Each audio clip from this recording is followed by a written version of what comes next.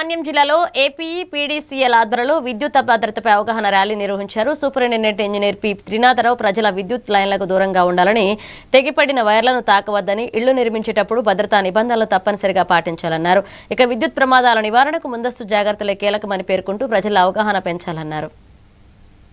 ఆంధ్రప్రదేశ్ తూర్పు ప్రాంత విద్యుత్ సంస్థ పార్వతీపురం మన్యం సర్కిల్ ఆధ్వర్యంలో విద్యుత్ ప్రమాదాలపై అవగాహన కలిగించే నిమిత్తము పార్వతీపురం టౌన్లో, అలాగే పాలకొండ సాలూరు టౌన్లో కూడా మొదటిగా ఒక ర్యాలీని నిర్వహించి ప్రజల్లో అవగాహన కల్పించాలనే ఉద్దేశంతో విద్యుత్ ఉద్యోగులందరూ సమిష్టిగా ఈరోజు గౌరవనీయులైన కలెక్టర్ గారు అనుమతితో ఈ ర్యాలీ ప్రారంభించడం జరిగింది.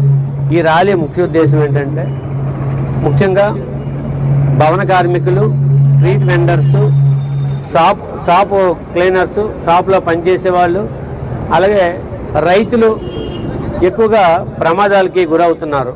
విద్యుత్ శాఖ ఎప్పటికప్పుడు శిక్షణా కార్యక్రమం నిర్వహించినప్పుడు విద్యుత్ శాఖ ఉద్యోగులకైతే చాలా వరకు అవగాహన వచ్చింది.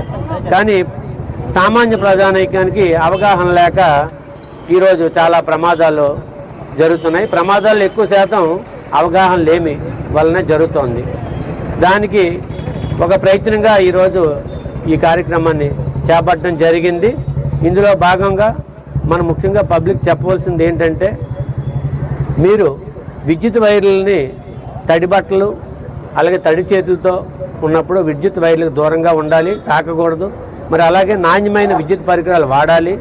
అలాగే ఇల్లు కట్టుకునేటప్పుడు అక్కడున్న విద్యుత్ లైన్కి సుమారు 1.5 మీటర్ల దూరంలో